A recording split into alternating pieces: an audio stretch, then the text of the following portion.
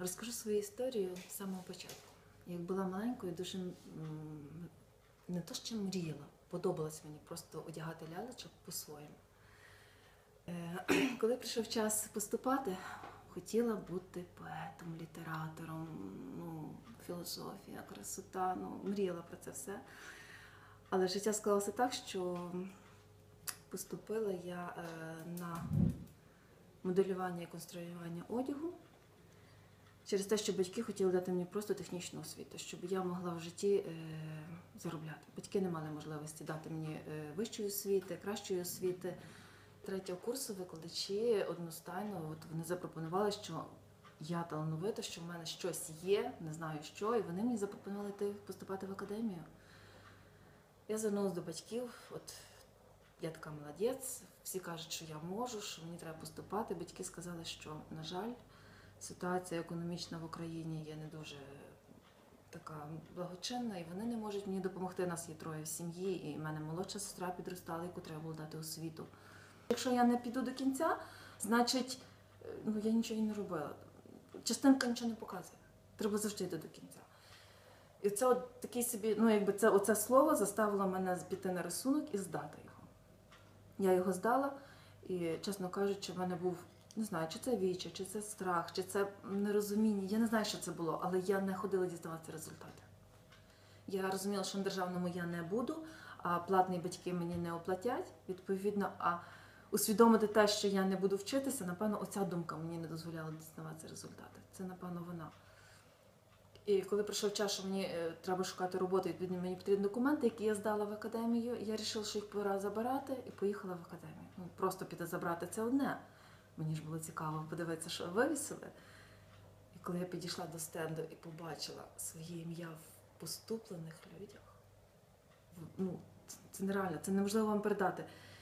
Я так як заклякла, так от просто я сіла на сходах. Я сіла дрожащими руками.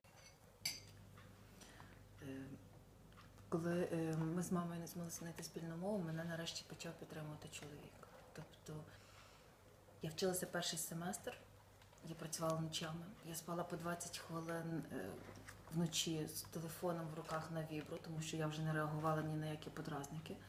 Чоловік спокійно на все це дивився і казав, коли я здався. Але бачачи, що я не здаюсь, а сесія підходить і її треба оплатити, чоловік включився і все ж таки заплатив за мене. Але він далі зі сторони споглядав, як буде, буду я вчитися чи не буду я вчитися, скільки я це витримаю. Витримала я недовго, звичайно, я дуже сильно почала хворіти, мені було важко, але я все рівно сесію здала. А потім завагітніла і декрети наклалися, 5 років я відсиділа в декреті. З малесенькими дітьми, малому було роки 3, я віддала його в садочок, я вийшла на навчання, я не чекала до 3 років. І навчання я вчилася дуже добре.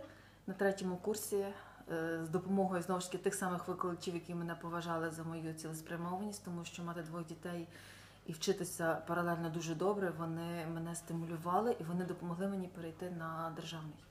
Тобто вони постійно мені казали: Таня, пиши. В результаті всі мої листи десь колись дійшли. І після 5-ї заяви мене таки перевели на державний. Прийшов час, коли робити диплом, і я розумію, що в мене нема коштів. Тому що 5 моделей – це одне, а 12 – це вже в 3 рази більше. І за тих 2 роки я не змогла, навіть те, що я була на державному, я не змогла назбирати повної потрібної суми коштів.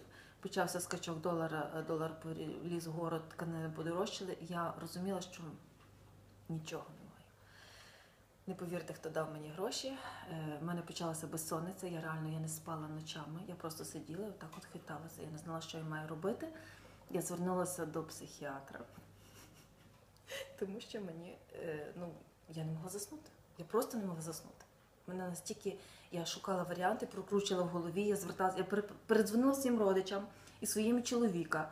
Я просила всіх скинутись хоча б по 1000 гривень зарплати, і ніхто мені не міг дати, тому що ситуація тяжка, всім важко. І психіатр, вислухавши мою історію, на 3 рази, коли я йшла за наступною порцією таблеток, тому що я спала тільки за рахунок таблеток, вона мені поклала на стіл $500 і сказала: Таня, іди роби свій диплом і не псуй дитину собі життя. Це було дуже смішно, але саме за ці гроші я купила тканину, фурнітуру, І туру була дуже гарна колекція, схвальні відгуки. Я отримала свій червоний диплом на руки, який ніхто ніколи не бачив і не знає, що він у мене є. Але я дуже ним пишаюся, бо це все ж таки він запрацьований. Ми виходимо на фешн, показуємо. Це був старт, нас запустили в білий день, тобто ми якби новачки, тобто програма новачків. І тут купа схвальних відгуків. Вже на бекстейджі в мене хапають речі, питаються, забронюють. Тобто, от вам подобається, мені подобається, я хочу забрати і так далі. У мене була в колекції креативна сукня, яка з дротів, на дроти зі шнурів, отака от просто дирява. Я думала, це роблю так авангард, щоб зацікавити людей, і вона в мене перша продається. Для мене це був шок і незрозуміле явище. Але суть в тому, що за 2 тижні я продала всю колекцію і віддала всі борги.